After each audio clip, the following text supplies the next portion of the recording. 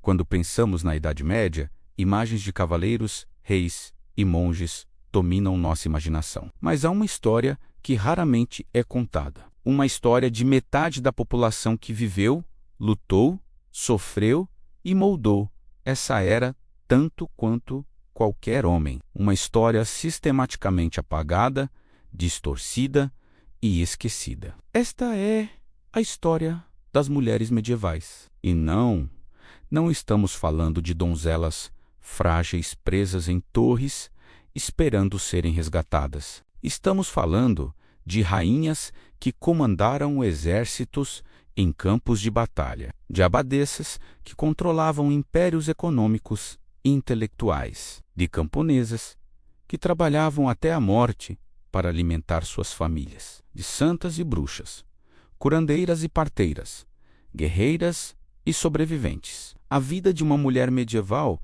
variava drasticamente dependendo de onde ela nasceu. Uma princesa vivia em luxo relativo, mas era peça de xadrez em jogos políticos de homens. Uma freira tinha educação e autonomia raras, mas renunciava tudo que a sociedade esperava dela. Uma camponesa tinha liberdade de nunca ser propriedade vendida, mas trabalhava até seus ossos se quebrarem. Hoje vamos explorar essas vidas em detalhe brutal e honesto. Vamos falar sobre casamentos arranjados aos 12 anos, sobre partos que matavam uma em cada 3 mulheres, sobre as poucas que conseguiram quebrar as correntes de seu tempo e deixar nomes na história, e sobre as milhões que sofreram em silêncio, cujas histórias nunca foram registradas.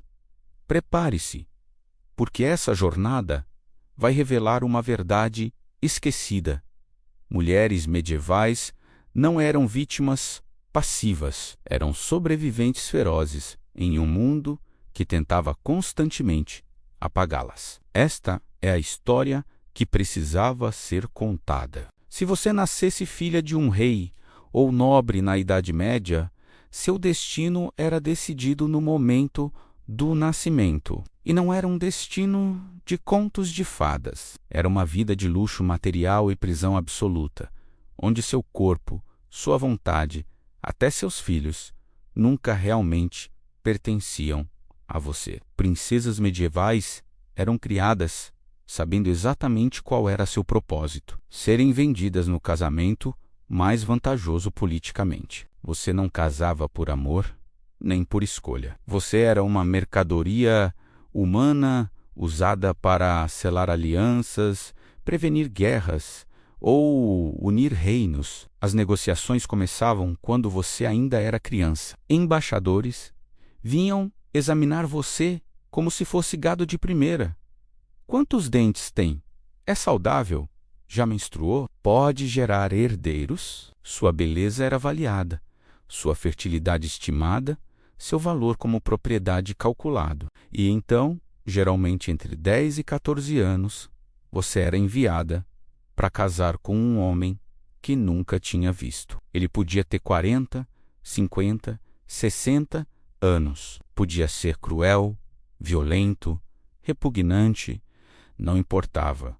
Você não tinha voz. Recusar era impensável. Seu dever era obedecer, sorrir e abrir suas pernas para estranho na noite de núpcias, enquanto corte inteira esperava do lado de fora para confirmar consumação. Mas o verdadeiro horror começava quando você engravidava. E você engravidava repetidamente, porque seu único valor real era produzir herdeiros masculinos. Parto medieval era sentença de morte em potencial. 1 em cada 3 mulheres morria de complicações de parto ao longo da vida. Infecção, hemorragia, bebês presos em posições impossíveis, trabalho de parto que durava dias até mãe e criança morrerem de exaustão. Não havia anestesia. Não havia cesarianas bem-sucedidas até muito tarde.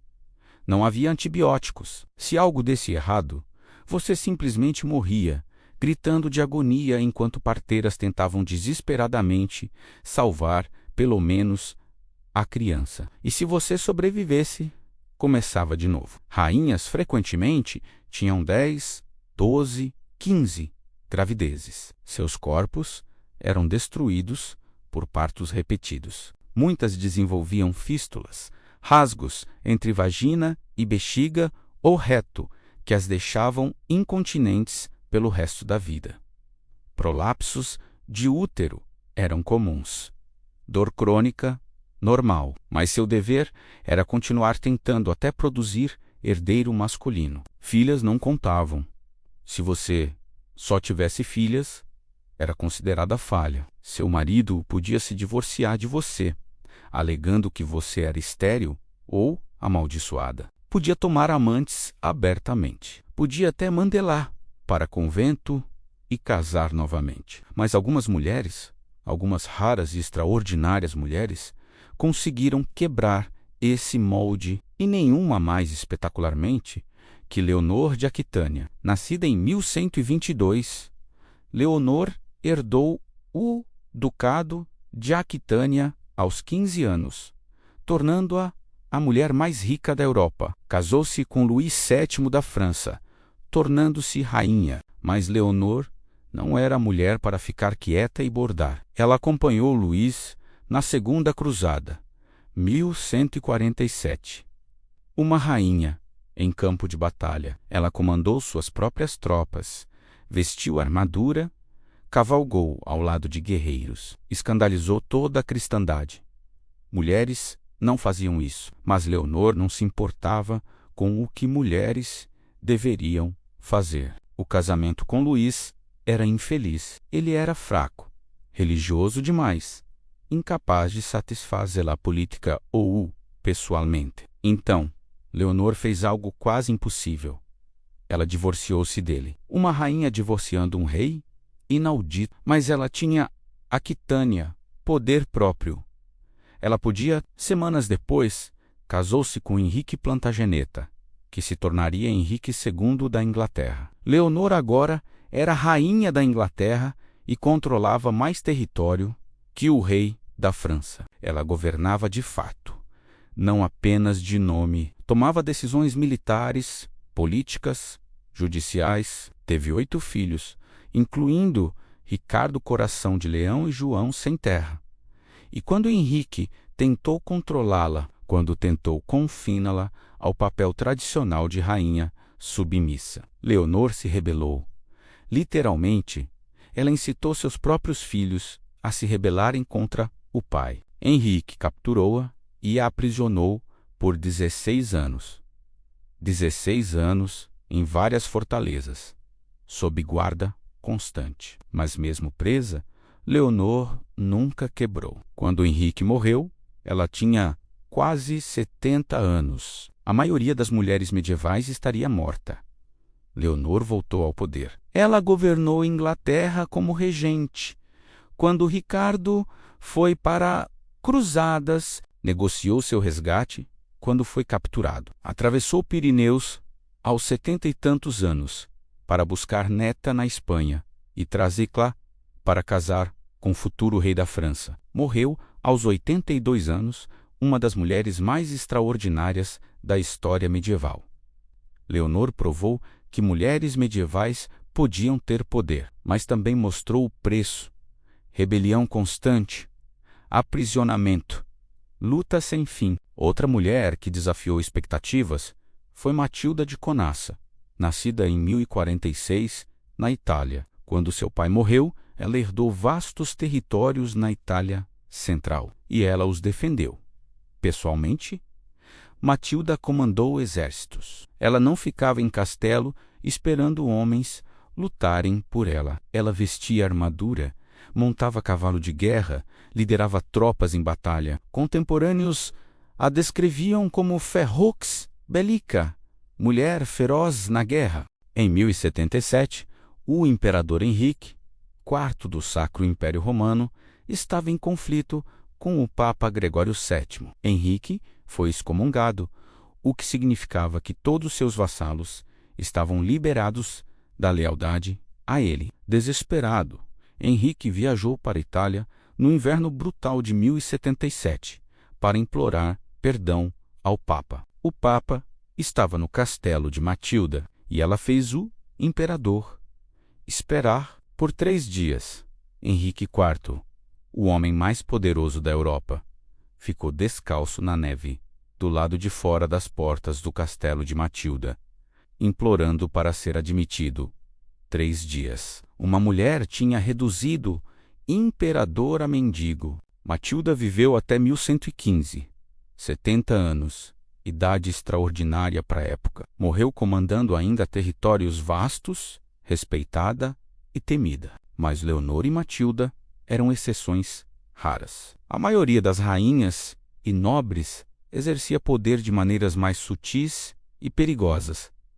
Envenenamento era a ferramenta favorita. Uma rainha com acesso aos alimentos e bebidas do rei podia facilmente eliminar marido inconveniente.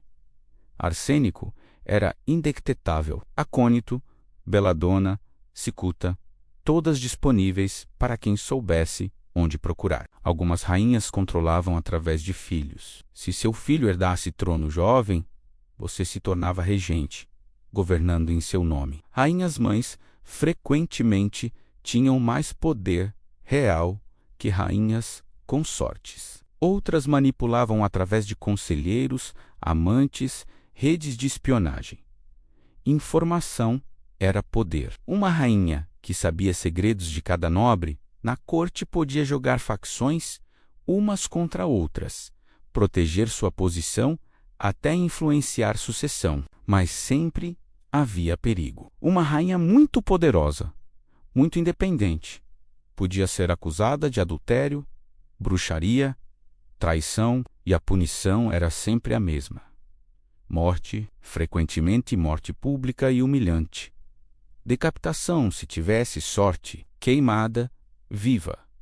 Se não, para mulheres medievais que não queriam casar, ou cujas famílias não podiam pagar dote adequado, havia apenas uma alternativa respeitável: o convento. Tornar-se freira significava renunciar ao mundo, à família, à sexualidade, à maternidade, mas também oferecia algo extraordinário para mulheres medievais: educação, autonomia e comunidade de mulheres. Conventos eram alguns dos poucos lugares onde mulheres podiam aprender a ler e escrever latim, teologia, música, até medicina e herbologia, enquanto a maioria das mulheres nobres mal sabiam escrever o próprio nome. Freiras eram frequentemente as mulheres mais educadas da sociedade. E diferente de esposas, freiras não estavam sob controle direto de homens individuais. Sim, conventos respondiam a bispos e ao papa,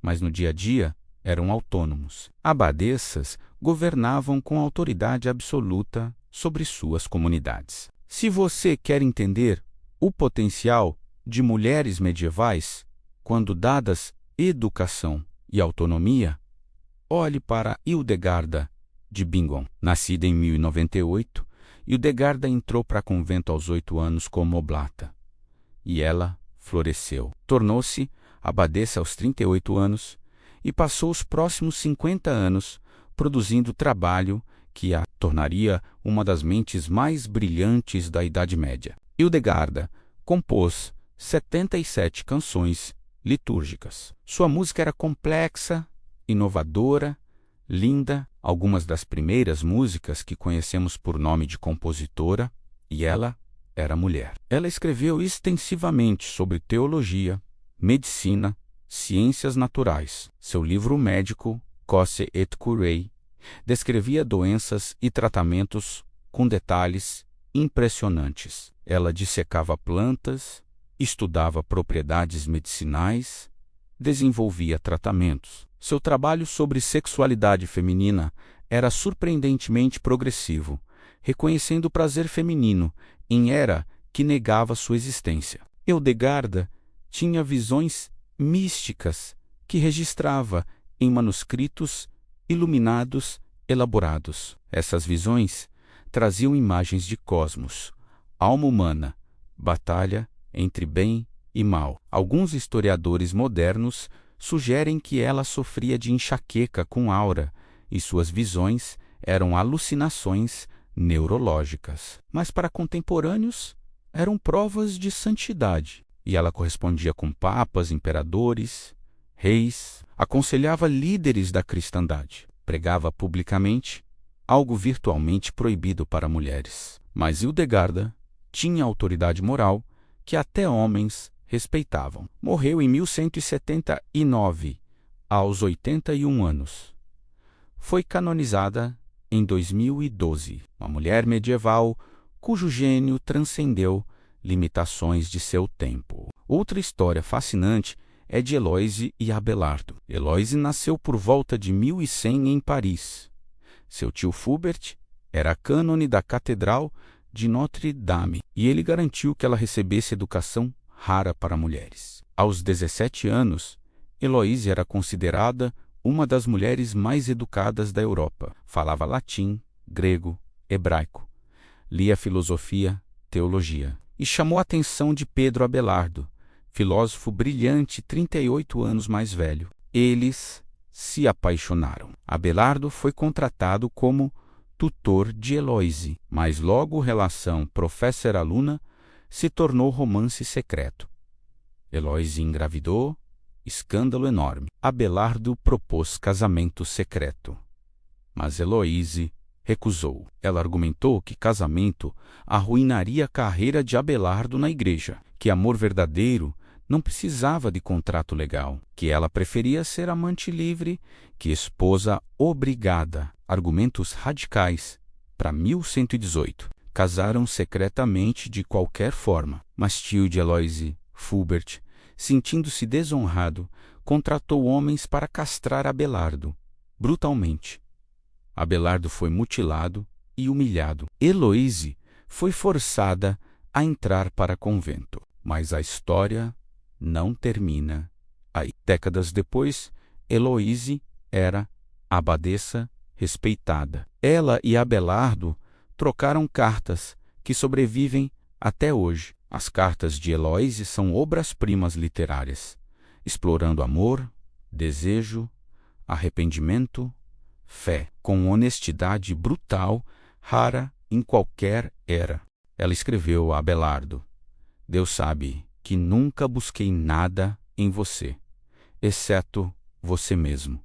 Queria você, não o que você possuía. Não esperava casamento ou dote. Não buscava meus próprios prazeres ou vontades, mas os seus. O nome de esposa pode parecer mais sagrado ou válido, mas sempre foi mais doce para mim. Palavra amante. Ou, se você não se ofender, concubina ou prostituta. Palavras escandalosas. Palavras de mulher que escolheu paixão sobre propriedade, autonomia sobre casamento, amor sobre dever, mesmo em convento. Heloïse nunca se arrependeu de amar Abelardo. Mas para a maioria das freiras, vida não era de paixões proibidas ou composições musicais. Era rotina rigorosa, similar à dos monges. Acordar antes do amanhecer. 8 serviços de oração por dia. Trabalho manual, fiação, tecelagem, bordado, preparar alimentos, copiar manuscritos, cuidar de doentes e pobres. Silêncio era regra em muitos conventos. Castidade era absoluta e vigiada ferozmente. Qualquer freira suspeita de relações sexuais, até pensamentos impuros. Enfrentava penitências severas, chicoteamento, jejum, isolamento e havia lado sombrio. Algumas mulheres eram forçadas a conventos contra a vontade. Filhas indesejadas, viúvas cujas famílias queriam suas terras, mulheres consideradas loucas ou problemáticas. Uma vez dentro, não havia saída. Você fazia votos perpétuos. Fugir era apostasia, crime gravíssimo. Se capturada, você era devolvida e punida brutalmente. Trancada em cela por meses, acorrentada, até murada viva em casos extremos. Alguns conventos eram essencialmente prisões. Mulheres que contrariaram reis, esposas rejeitadas, nobres caídas em desgraça, todas enviadas para conventos onde passariam o resto da vida trancadas. Mas para aquelas que prosperavam, conventos ofereciam poder real. Abadesas governavam como rainhas de seus domínios. Grandes abadias controlavam terras vastas, fazendas, moinhos, até vilas inteiras. Abadesas coletavam impostos, administravam justiça, comandavam trabalhadores, algumas tinham assento em parlamentos regionais, voz em assuntos políticos. Fontevraud, na França, era duplo mosteiro. Homens e monges vivendo em complexos separados, mas sob mesma administração. E quem comandava tudo? A abadesa. Monges obedeciam uma mulher. Inédito. Abadesas também controlavam educação. Conventos eram escolas para meninas nobres. Aprendiam latim, música, administração doméstica, às vezes até medicina. Era educação mais completa que a maioria dos meninos nobres recebia. Mas tudo o que falamos até agora representa talvez 5% das mulheres medievais. A vasta maioria, 95%, eram camponesas e suas histórias quase nunca foram registradas. Não há diários de camponesas medievais. Elas não sabiam escrever. Não há retratos. Elas não podiam pagar artistas. Não há cartas, biografias, monumentos. Elas viveram, trabalharam, sofreram e morreram no anonimato absoluto. O que sabemos vem de registros fiscais, processos judiciais, observações casuais de escritores. E o que esses fragmentos revelam é vida de trabalho incessante, perigo constante e sobrevivência contra todas as probabilidades. Se você nascesse filha de camponês medieval, sua vida era decidida no momento do nascimento. Você trabalharia até morrer. Casaria, provavelmente adolescente. Teria muitos filhos, metade dos quais morreria antes de 5 anos. E você provavelmente não viveria além de 40. Meninas camponesas começavam a trabalhar assim que podiam andar. Aos 3, 4 anos, você já cuidava de galinhas, buscava água, ajudava a mãe a cozinhar. Aos 7, 8 anos, trabalhava nos campos durante colheita, fiava lã nas noites de inverno, cuidava de irmãos menores. Não havia infância, não havia escola, não havia tempo para brincar. Sobrevivência da família dependia de cada membro contribuir. E o trabalho era brutal. Camponesas aravam, semeavam, colhiam, carregavam fardos pesados de grãos, lenha, água. Ordenavam vacas, faziam manteiga, queijo, fiavam lã, teciam pano, costuravam roupas, preparavam todas as refeições, limpavam, cuidavam de crianças, idosos, doentes. Era trabalho de 18 horas por dia na época de colheita, 100 dias de folga, exceto domingos e dias santos, sem férias, sem aposentadoria, até ficar velha demais para trabalhar, e então você dependia de caridade de família ou morria. Casamentos camponeses eram diferentes de arranjos nobres, mas não necessariamente melhores. Você geralmente tinha mais escolha que uma princesa. Podia se casar com um menino da vila que conhecia desde criança. Mas escolha ainda era limitada. Pais arranjavam casamentos baseados em considerações econômicas. Qual família tinha terra adjacente? Quem tinha habilidades complementares? Quem podia pagar melhor dote? E você casava jovem. 14, 15, 16 anos eram idades comuns. Seu marido podia ser mais velho, às vezes muito mais velho se fosse segundo casamento para ele. Não havia romance, havia trabalho conjunto. Você e marido eram parceiros econômicos tanto quanto qualquer outra coisa. Ele arava, você plantava, ele colhia, você processava. 2 corpos em equipe de sobrevivência. Violência doméstica era comum e legal. Maridos tinham direito de bater esposas para corrigi-las, desde que não a matasse ou aleijasse permanentemente, ninguém interferia. Era assunto de família. E então vinham as gravidezes. Muitas gravidezes. Camponesas medievais engravidavam em média 8 a 10 vezes na vida. E cada uma podia ser sentença de morte. Mortalidade materna era muito pior para camponesas que nobres. Nobres tinham parteiras treinadas, às vezes até médicos. Camponesas tinham vizinhas mais velhas de orações. Você dava à luz em cabana com chão de terra, cercada de fumaça, frio ou calor extremo, sem higiene adequada. Se trabalho de parto fosse difícil, não havia ajuda real. Bebê preso, parteira tentava virolô manualmente, frequentemente rasgando você internamente. Hemorragia, nada a fazer, além de assistir você sangrar até morrer. Se bebê nascesse morto ou deformado, você era culpada.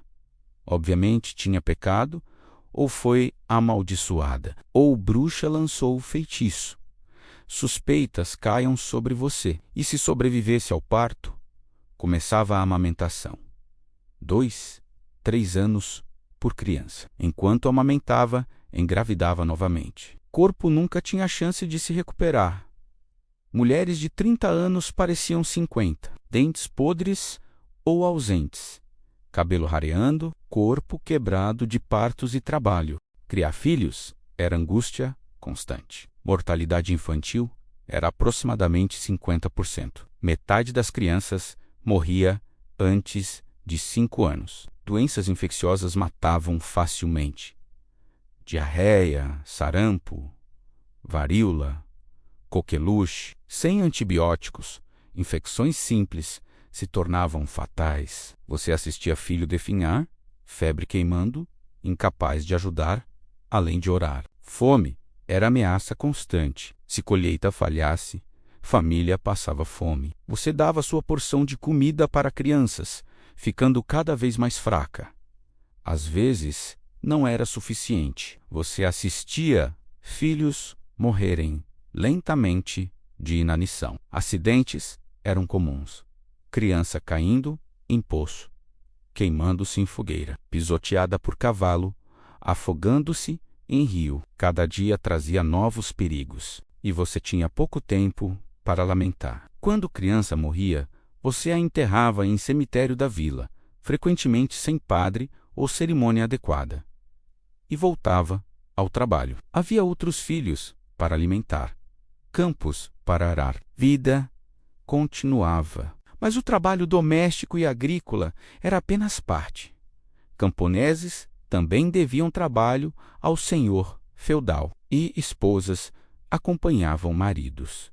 Você passava dias arando campos do senhor, colhendo seus grãos, fiando lã para suas roupas. Era trabalho não remunerado, obrigação feudal, e você não podia recusar. Algumas camponesas também trabalhavam em castelo do senhor. Cozinha, lavanderia, limpeza. Trabalho era duro, mas pelo menos vinha com refeições. Para a mulher faminta, valia a pena, mas havia perigo. Senhores e seus filhos frequentemente abusavam sexualmente de servas. Direito da primeira noite, jus primae noctis.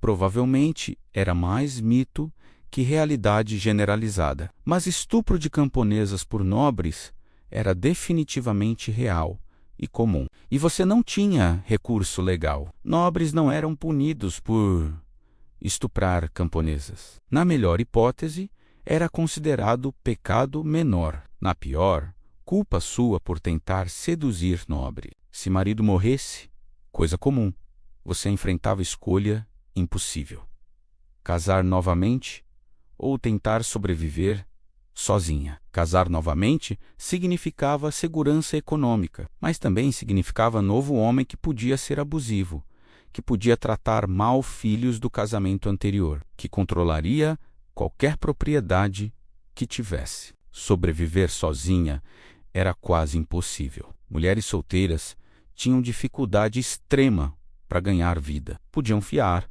tecer, trabalhar como serventes, mas salários eram miseráveis. Frequentemente, viúvas acabavam dependendo de caridade da igreja ou comunidade. Algumas se tornavam prostitutas, era a única maneira de sobreviver. Prostituição não era exatamente legal, mas era tolerada. Todo o vilarejo tinha mulheres que vendiam sexo por comida, abrigo, uns trocados. Algumas camponesas encontravam nicho como curandeiras ou parteiras. Era trabalho respeitado e necessário. Alguém precisava tratar doenças, assistir partos. Curandeiras usavam ervas, poções, até cirurgias menores. Conhecimento era passado de mãe para filha, de mestra para aprendiz. Algumas eram surpreendentemente hábeis, sabendo propriedades medicinais de centenas de plantas. Parteiras assistiam todos os nascimentos na vila. Conheciam técnicas para virar bebês, parar hemorragias, aliviar dor. Eram testemunhas necessárias de nascimentos, verificando legitimidade de crianças. Mas havia risco. Se muitas pessoas sob seus cuidados morressem, sussurros começavam. Talvez ela seja bruxa. Talvez esteja causando mortes, não prevenindo. Curandeiras e parteiras eram frequentemente primeiras acusadas em caças às bruxas. Não era tudo sofrimento. Havia momentos de alegria, comunidade, celebração, festivais religiosos traziam descanso. Dias santos eram realmente santos, sem trabalho permitido. Vilas celebravam com comida especial, cerveja, dança, música. Casamentos eram ocasiões de festa. Todos na vila vinham. Havia comida abundante para padrões camponeses, bebida, canções. Era momento de esquecer preocupações. Colheitas bem-sucedidas eram celebradas após meses de trabalho árduo. Festa de colheita permitia à comunidade comer, beber, agradecer a Deus por provisões do inverno. E havia amizades. Mulheres trabalhavam juntas, fiando, tecendo, colhendo, compartilhavam fofocas, conselhos, apoio. Em mundo onde homens dominavam oficialmente, redes femininas eram espaços de solidariedade para mulheres medievais de todas as classes. Religião oferecia o único caminho para poder e autonomia que não passava por homens. E algumas aproveitaram de maneiras extraordinárias. Santas e místicas eram mulheres que alegavam comunicação direta com Deus e em era profundamente religiosa. Isso lhes dava autoridade que transcendia gênero. Até papas e reis escutavam santas. A história mais famosa é Joana d'Arc, nascida em 1412 em vilarejo francês obscuro. Joana era filha de camponeses, analfabeta, trabalhadora rural como qualquer outra, mas aos 13 anos começou a ter visões. Arcanjo Miguel, Santa Catarina, Santa Margarida apareciam a ela e davam ordens: salvar a França da Inglaterra na Guerra dos 100 Anos. Por anos, ignorou as visões. Era apenas menina camponesa. Como podia salvar a França? Mas visões persistiam. Finalmente, aos 16 anos, convenceu o comandante local a levá-la ao Delfim, futuro rei Carlos VII. E algo extraordinário aconteceu. O Delfim acreditou nela.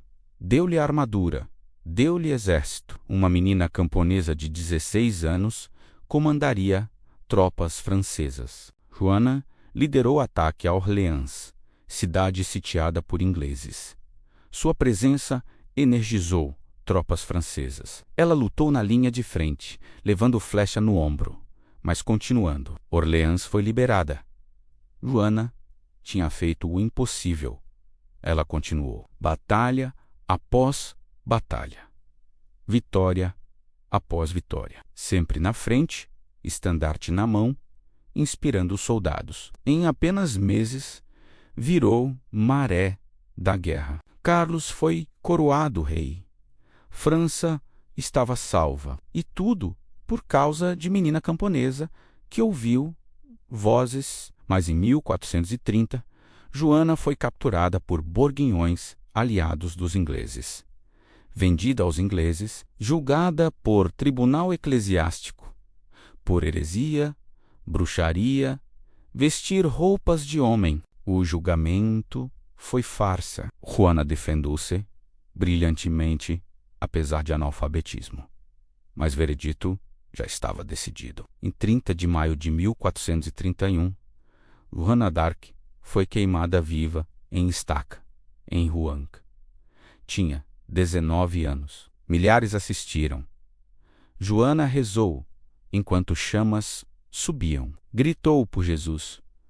Fumaça sufocou suas palavras, e assim morreu a donzela de Orleans. Mas história não terminou. 25 anos depois, Papa anulou condenação. Em 1920, Joana foi canonizada.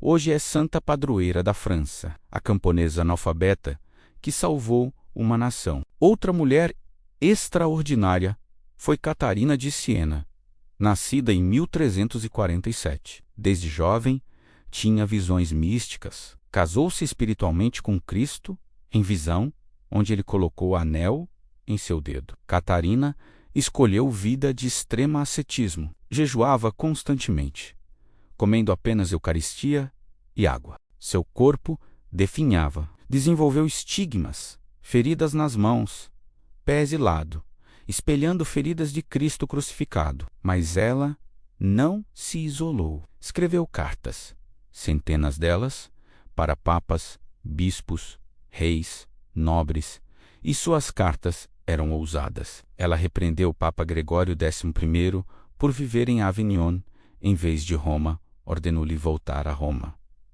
E ele obedeceu. Uma mulher sem educação formal, sem posição oficial, ordenando o Papa e sendo obedecida, isso era poder de santidade percebida. Catarina também negociou paz entre cidades-estados italianas em guerra. Trabalhou com pobres e doentes, especialmente durante surto de peste. Ditou o livro teológico complexo, O Diálogo, considerado obra-prima da literatura mística. Morreu em 1380, aos 33 anos. Corpo destruído por anos de jejum extremo. Foi canonizada em 1461. Em 1970, proclamada doutora da Igreja, um dos maiores títulos teológicos, nem todas as místicas eram universalmente veneradas. Marjorie Kemp, nascida por volta de 1373 na Inglaterra, era esposa e mãe. Teve 14 filhos, mas após a experiência de cois-morte no parto, começou a ter visões. Marjorie decidiu dedicar-se a Deus. Convenceu o marido a fazer voto de castidade com ela. Depois, vestiu branco, roupas de virgens. Apesar de não ser virgem, viajou em peregrinações pela Europa e Terra Santa. Mas Marjorie era intensa. Ela chorava incontrolavelmente durante missas, gritando, contorcendo-se. Dizia que experimentava união mística com Cristo. Muitos pensavam que estava louca ou possuída. Ela foi presa várias vezes, acusada de heresia, mas sempre falava em sua defesa e acabava libertada. Ditou a autobiografia, o livro de Marjorie Kemp, primeiro autobiografia em inglês. É documento fascinante de mulher medieval, experiência religiosa, mas também da suspeita e hostilidade que mulheres místicas enfrentavam. Mas para cada santa havia dúzias de mulheres acusadas de bruxaria. E aqui chegamos ao lado mais escuro da experiência feminina medieval tardia. Caça às bruxas começou seriamente no século XV, acelerando nos séculos XVI e XVII. Mas raízes estavam na Idade Média. Mulheres com conhecimento de ervas, curandeiras, parteiras, mulheres velhas e solitárias, todas eram suspeitas. Se você era mulher e algo dava errado na vila, vaca morria, criança adoecia, colheita falhava, dedos apontavam. Ela é bruxa. Ela lançou maldição. Ela fez pacto com o diabo. Uma vez acusada, era quase impossível provar inocência. Provas de julgamento eram absurdas. Jogue suspeita em água. Se afundar e afogar, era inocente. Se flutuar, claramente bruxa, então queime-a, torture, até confessar. E sob tortura, mulheres confessavam qualquer coisa: voar em vassouras, ter relações sexuais com demônios, matar bebês, causar tempestades, confissões forçadas que provavam bruxaria. Então, execução. Geralmente queimada viva. Às vezes, enforcada primeiro por misericórdia, mas frequentemente queimada, consciente, agonia indescritível, enquanto multidões assistiam. Dezenas de milhares de mulheres foram executadas como bruxas durante séculos de caça. Maioria eram velhas, pobres, marginalizadas, mulheres que ninguém protegeria, bodes expiatórios perfeitos para medos e ansiedades da sociedade. Mulheres medievais viviam sob sombra constante de violência. Guerra era fato da vida, e mulheres sofriam terrivelmente. Quando exércitos passavam, camponesas eram estupradas rotineiramente. Era considerado botim de guerra, direito dos soldados. Mulheres se escondiam em florestas, porões, igrejas, mas frequentemente eram encontradas. Estupro em massa era tática deliberada de guerra. Humilhar inimigo, quebrar moral, e ninguém era punido. Comandantes sabiam, toleravam, às vezes encorajavam. Quando cidade era capturada após cerco, tudo era permitido. Massacre, pilhagem, estupro. Historiadores registram cidades inteiras onde praticamente toda mulher foi violentada após captura. Era horror sistemático. Mas guerra não era a única fonte de violência. Violência doméstica era endêmica e socialmente aceita. A igreja ensinava que maridos tinham direito e dever de disciplinar esposas. Bater era ferramenta pedagógica legítima. Desde que não causasse dano permanente ou morte, era assunto privado. Manuais de casamento da época aconselhavam o homem sobre como bater esposas corretamente. Com vara, não punho fechado. No corpo, não no rosto onde marcas seriam visíveis. O suficiente para corrigir, não para alejar. Mulheres que deixavam maridos abusivos tinham pouquíssimo apoio. Igreja pregava submissão. Família frequentemente mandava de volta. Não havia refúgios, abrigos, proteção legal. E se mulher revidasse, se matasse marido em autodefesa, era considerada assassina. Execução era certa. Lei medieval não reconhecia autodefesa feminina contra a violência masculina, mas mulheres resistiam, de formas pequenas e grandes. Desobediência silenciosa era comum. Fingir não entender ordens, trabalhar devagar, quebrar coisas acidentalmente. Pequenos atos de sabotagem que nunca podiam ser provados intencionais. Redes femininas ofereciam um apoio crucial. Mulheres ajudavam umas às outras, compartilhavam recursos, escondiam mulheres fugindo de maridos, testemunhavam falso em julgamentos para proteger outras mulheres. Algumas mulheres fugiam, deixavam maridos, famílias, vilas inteiras. Tornavam-se andarilhas, mendigas, até bandidas. Vida era dura, mas preferível a abuso constante. E houveram revoltas. Camponesas participaram de revoltas populares ao lado de homens. Revolta camponesa de 1381, na Inglaterra, incluía muitas mulheres. Revolta dos pastores na França tinha mulheres em posições de liderança. Mulheres também usavam tribunais quando podiam. Sistema legal medieval era opressivo, mas tinha brechas. Mulheres processavam por salários não pagos. Heranças roubadas, violência excessiva, nem sempre ganhavam, mas lutavam. Mulheres também trabalhavam fora de casa por salário, embora menos que homens e sempre por menos dinheiro. Nas cidades, mulheres trabalhavam em guildas, cervejeiras, padeiras, tecelãs, vendedoras de mercado. Algumas guildas eram exclusivamente femininas. Mulheres controlavam o comércio de seda em várias cidades. Por exemplo, viúvas de artesãos frequentemente continuavam negócios dos maridos. Uma viúva de padeiro podia operar padaria, empregar trabalhadores, treinar aprendizes. Tinha autonomia e respeito profissional, mas sempre havia limites. Mulheres eram excluídas de guildas mais prestigiosas e lucrativas. Salários eram metade ou um terço do que homens ganhavam por mesmo trabalho. E pressão social era enorme para casar novamente e abandonar independência econômica. E então havia prostituição, profissão mais antiga. Na Idade Média, a atitude em relação à prostituição era complexa e hipócrita.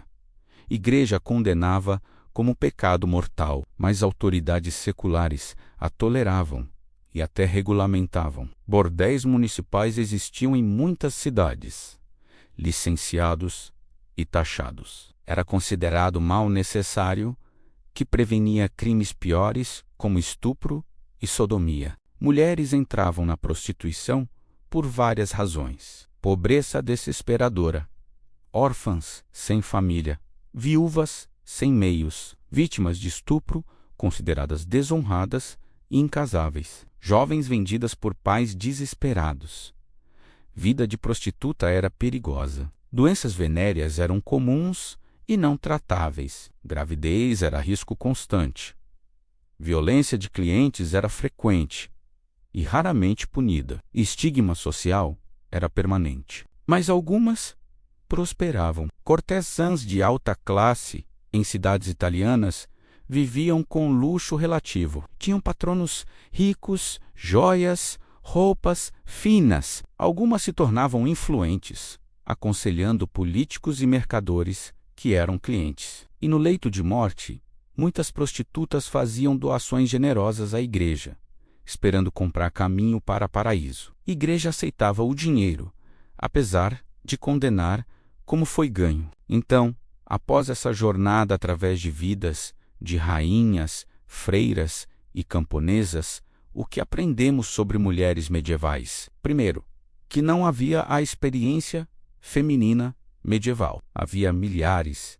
Vida de rainha nada tinha a ver com vida de camponesa, mas todas compartilhavam opressão sistêmica de sociedade que as via como inferiores, propriedade, menos que humanas. Segundo, que mulheres medievais não eram vítimas passivas. Dentro de limites estreitos de suas circunstâncias, elas encontravam espaços para agência, poder, resistência. Algumas espetacularmente, como Leonor de Aquitânia ou Joana d'Arc, outras silenciosamente, em atos diários de sobrevivência e solidariedade. Terceiro, que precisamos questionar narrativas históricas que as apagam. História foi escrita por homens, sobre homens, para homens. Recuperar histórias de mulheres requer esforço ativo, leitura nas entrelinhas, atenção ao não dito.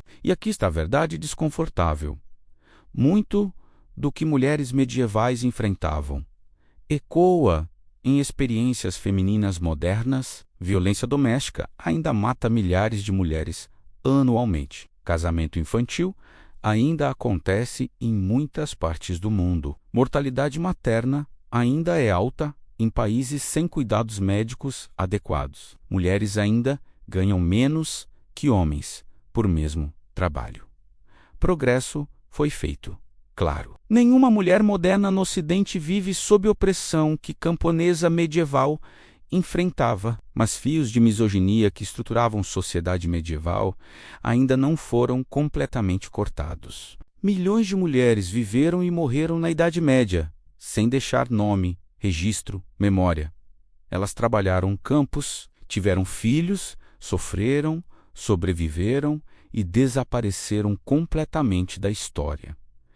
Este documentário é para elas, para camponesas anônimas, para freiras cujos manuscritos se perderam, para mães que morreram no parto, para meninas vendidas em casamento, para curandeiras queimadas como bruxas, para prostitutas mortas em becos escuros, para todas as mulheres cujas histórias nunca foram contadas. Elas mereciam mais. Mereciam vidas de dignidade, escolha, segurança. Não tiveram, mas suas lutas, seu trabalho, sua sobrevivência contra probabilidades impossíveis construíram fundações da civilização que herdamos. Cada colheita que alimentou a Europa medieval foi plantada, cultivada, colhida por mãos de mulheres. Cada manuscrito antigo que sobreviveu passou por mãos de freiras copistas. Cada criança que se tornou rei, cavaleiro, monge, foi trazida ao mundo através de dor e risco de mulheres. A Idade Média não foi construída apenas por reis e cavaleiros. Foi construída por mulheres. E é hora de finalmente contarmos suas histórias. À medida que fechamos este capítulo sombrio, mas essencial da história humana, carregamos conosco o conhecimento do que mulheres medievais enfrentaram. E, mais importante, reconhecimento de sua humanidade completa. Elas não eram santas perfeitas, nem vítimas impotentes. Eram humanas, complexas, capazes de bondade e crueldade, força e fraqueza, amor e ódio, como todos nós. E no final, é isso que a história deveria nos ensinar, que pessoas do passado, não importa quão distantes ou diferentes, eram fundamentalmente como nós, sentiam, sofriam, esperavam, sonhavam. As mulheres da Idade Média viveram. E essa vida, por mais difícil que fosse, tinha valor e significado. Honramos sua memória ao contarmos suas histórias honestamente, sem romantização, mas com respeito. Elas foram esquecidas por tempo demais. Não mais. Não mais. Esta foi a história das mulheres medievais. Rainhas guerreiras que comandaram exércitos. Freiras que preservaram conhecimento. Camponesas que sobreviveram ao impossível. Santas que desafiaram papas. E milhões de anônimas, cujos nomes perdemos, mas cujo legado permanece. Eu sou o narrador da noite. E esta foi uma história que história tentou apagar, mas que se recusa a morrer. Até nossa próxima jornada pelas sombras esquecidas do passado.